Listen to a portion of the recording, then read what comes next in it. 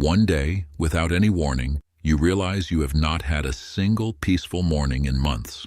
Not because your health is gone, not because anything terrible happened, but because you have spent every quiet moment either replaying the past or dreading the future, and you never even noticed when it started. The terrifying part is this: the habit that is stealing your peace right now does not feel dangerous. It feels like thinking. And thinking, most of us were told, is a good thing. My name is Danny. I am 81 years old. I have buried 2 friends in the last 3 years. I have sat in waiting rooms that smelled like antiseptic and fear. And I have watched, very closely, how different people move through the last chapters of their lives. Some of them carry a kind of quiet contentment that nothing seems to shake. They laugh easily. They sleep well. They talk about tomorrow with something that sounds like hope. Others, and I was one of them for a long time, carry a weight that follows them from room to room. They are never quite here, never quite settled. The television is on, but they are somewhere else entirely. Most people assume that difference comes down to health, or money, or whether they have family nearby. But after 81 years, I can tell you plainly, most of that difference does not begin with circumstances. It begins with one invisible habit that almost nobody names out loud. Today, I want to talk about that habit, and the 7 things that quietly feed it, and the 7 things that slowly dissolve it. These are not complicated. They will not require a gym membership or a new diet or a list you tape to the refrigerator. The people I know who age with the most peace are not doing dramatic things. They are protecting small, ordinary moments that most of us have stopped noticing. Here is what makes this so hard to catch. The habit I am talking about does not arrive like a crisis. It does not knock you down one morning the way a diagnosis does. It seeps in slowly, the way a small leak in a roof goes unnoticed through a dry summer, until one winter night, the ceiling gives way and you wonder how you missed it for so long. Peace does not leave all at once. It fades the way daylight fades, gradually, gently, until one evening you look up and realize the room is dark and you do not even know when it got that way. If you are 65 or older, and some days you feel a low, steady hum of unease that you cannot quite explain, this video is for you. Before we go any further, if your peace of mind matters to you, if feeling settled and calm in your own life is something you are still fighting for, please like this video right now. Not for me, but because the algorithm needs to know that people over 65 deserve content that treats them like the wise, worthy human beings they are. Hit that like button and let us keep going.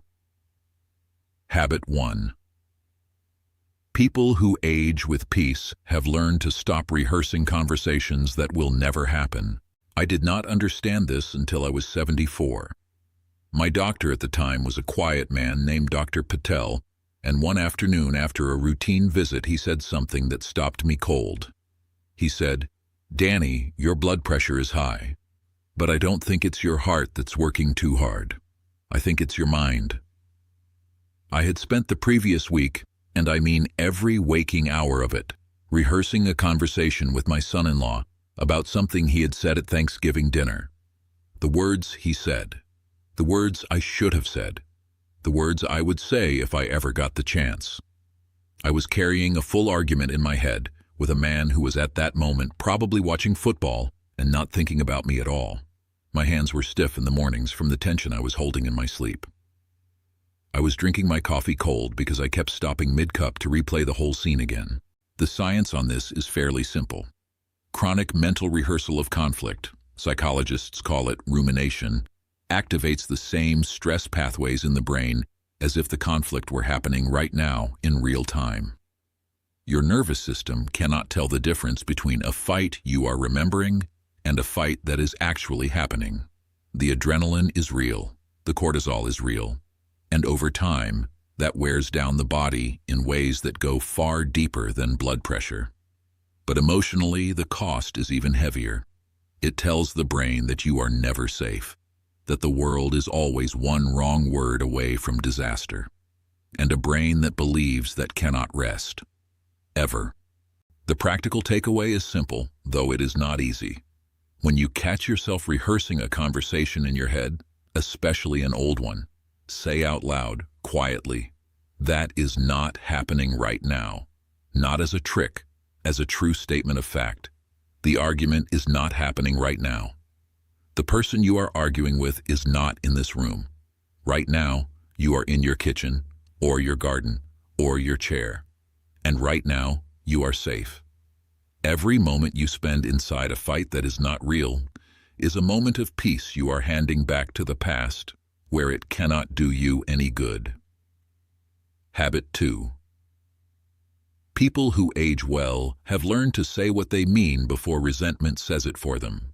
My friend Eleanor was a woman who never complained. I mean that literally. In 40 years of friendship, I never heard her raise her voice or say an unkind word about another person to their face. She was gracious, she was patient. She was, by every outward measure, a peaceful woman. But Eleanor kept a kind of internal ledger. Every small slight, every overlooked birthday, every phone call that came a week late, she recorded it quietly and said nothing. Her daughter once told me that Eleanor's apartment, in her last years, always had the curtains drawn, even on bright summer days. I think she was tired, not from age, from carrying so much unspoken feeling for so long. Researchers who study emotional health in older adults have found that unexpressed resentment does not dissolve over time. It compounds. The longer you carry it without naming it, the heavier it becomes, and the more it colors everything else, the way a single drop of ink will slowly change a full glass of water. Emotionally, it creates a kind of loneliness that cannot be fixed by company. You can be surrounded by family and still feel utterly alone if there are things you can never say out loud. The takeaway is this: find one person you trust. A friend, a sibling, a therapist, even a journal, and practice saying the true thing. Not to cause pain, not to settle scores, just to set it down. You do not have to send every letter you write, but the writing matters. Every feeling that stays permanently locked inside you is either slowly released or slowly hardened, and hardened feelings are very poor companions for a peaceful old age. Habit 3. People who age with peace have learned to protect their mornings before the world gets in. I was not always good at this. For most of my adult life, the first thing I did every morning was reach for the news. A radio, then a television, then, God help me, a telephone. I wanted to know what had happened while I was asleep. I felt, in some way I could not fully explain, that staying informed was a form of staying safe. But what I was actually doing was starting every single day in someone else's emergency.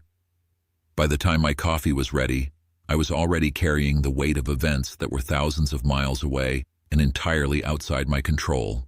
A neurologist I heard speak at a community talk a few years back said something that I wrote down on a napkin and kept.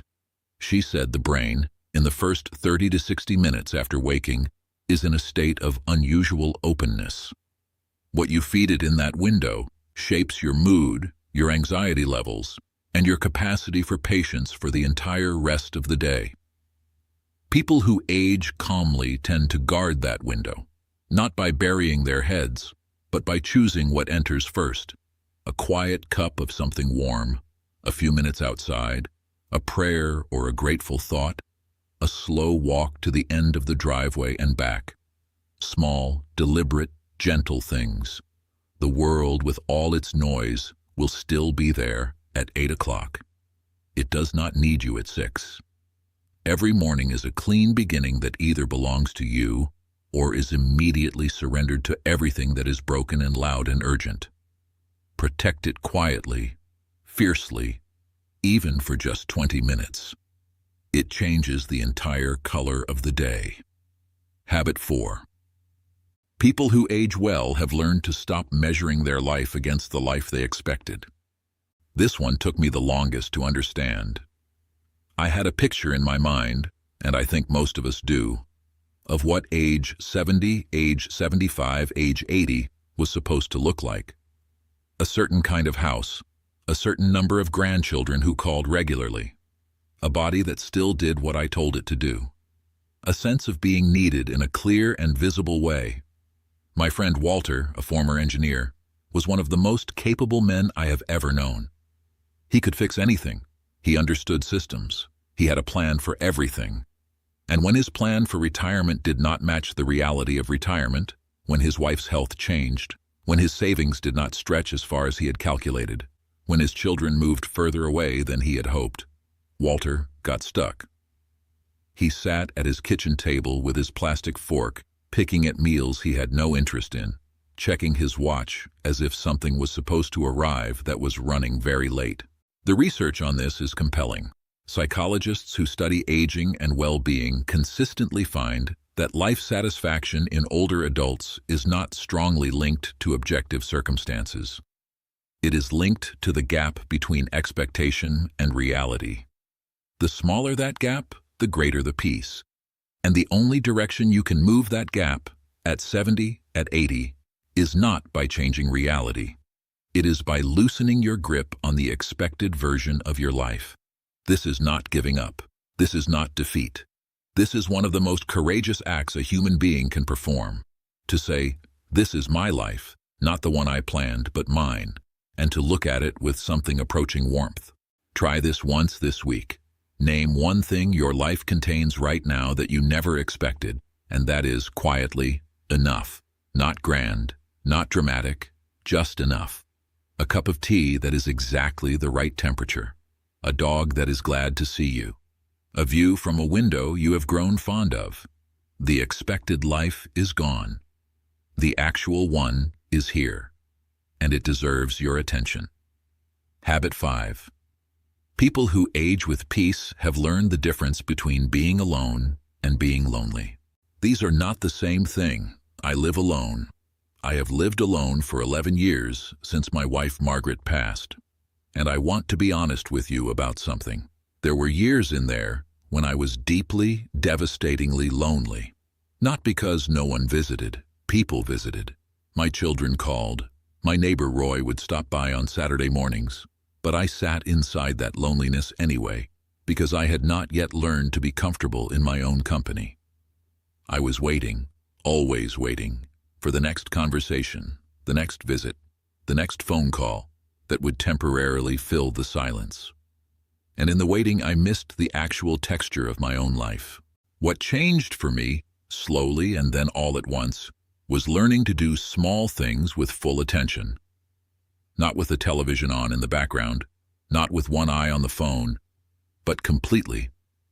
A single hour of complete attention to something, a garden, a book, a piece of music, a photograph, does something to the brain that socialization alone cannot replicate. It creates what some researchers call a state of presence, and presence is the direct opposite of loneliness. Loneliness is the feeling that you are not quite here, that life is happening somewhere else. Presence is the discovery that here, right now, is enough. You do not need to fill every quiet hour. Some of those quiet hours are not emptiness. They are the peaceful kind of full that most people only find in very old age if they are lucky enough to stop running long enough to notice it. Habit 6. People who age well have learned to ask for help before they need to beg for it. I nearly lost my independence 3 winters ago because of pride. My left knee had been getting worse for months. I knew it. I could feel it every morning when I got up, that slow, grinding stiffness that meant the day would be a negotiation. But I did not want to call my daughter. I did not want to be a burden. I did not want to hear the conversation that I knew would come next, the one about whether I should still be living alone, whether the stairs were safe, whether maybe it was time to think about, and I am aware of the pause that every person over 70 puts before this word, options. So I said nothing. And one February morning I fell on the back steps reaching for the mail. Nothing broken, thank God. But my daughter found me sitting on the frozen concrete, too shaken to stand, having been there for 20 minutes before I finally let myself call for help. There is a particular kind of shame that attaches itself to asking for help when you are old. Our generation was taught that needing help is a step toward losing everything. But the research tells a different story. Older adults who ask for help early, who say, quietly, "I need a hand with this," maintain their independence significantly longer than those who wait, because they catch small problems before they become large ones, because they stay connected to people who can see them clearly, because they spend less energy performing a self-sufficiency that is quietly costing them everything. Asking for help is not the beginning of dependence. In most cases, it is the surest way to preserve it. Tell one person this week about one thing that has gotten harder. Just one thing. You do not have to have a plan. You just have to say it out loud. That is where peace begins, in the small, honest sentence that lets someone else in. Habit 7. People who age with peace have learned to end each day by naming something that was enough. Not something extraordinary, not a milestone or an achievement. Something small that was simply, genuinely enough. My neighbor Ruth, she is 83 and one of the most settled people I have ever met, told me once that she ends every evening the same way. She sits in the chair by her window and she says, out loud, to no one in particular, "That was a real day." Sometimes there is more to say. Sometimes there is not. But she says it, and she means it. The science behind this is grounded and consistent. Gratitude practice, even very small, very private gratitude, measurably reduces the kind of low-grade anxiety that keeps older adults awake at night. It does not work by pretending things are fine when they are not. It works by reminding the brain that amidst everything that is uncertain and frightening and hard, something real and good was also present. Something was enough. And a brain that can find enough in a given day does not lie awake cataloging every threat. It rests. And rest, at any age, is one of the most radical acts of self-preservation there is. Tonight, before you sleep, say one true thing that was enough today. Not the best day. Not a perfect day. Just enough. Do that for a week. See what it does to the quality of your quiet. We have talked today about 7 quiet habits. Stopping the mental rehearsal of old arguments before they hollow you out, saying the true thing before resentment says it for you, protecting your mornings from the world's noise, releasing your grip on the life you expected, learning to be at peace in your own company, asking for help before pride takes everything, and ending each day by naming what was enough. None of these are dramatic. None require money or youth or perfect health. That is exactly why most people underestimate them, because they do not look like solutions. They look like ordinary moments. But ordinary moments, handled gently and with intention, are what a peaceful life is actually made of. The one habit that destroys peace after 65 is not a single action. It is the slow, accumulated weight of all the small moments you spent somewhere other than where you actually are. In an argument that is over. In a future that has not arrived. In a grief that deserves to be carried, but not forever. Peace is not a destination you reach when conditions are right. It is a practice, and it is never too late to begin. I'm Danny, and I'll see you in the next video.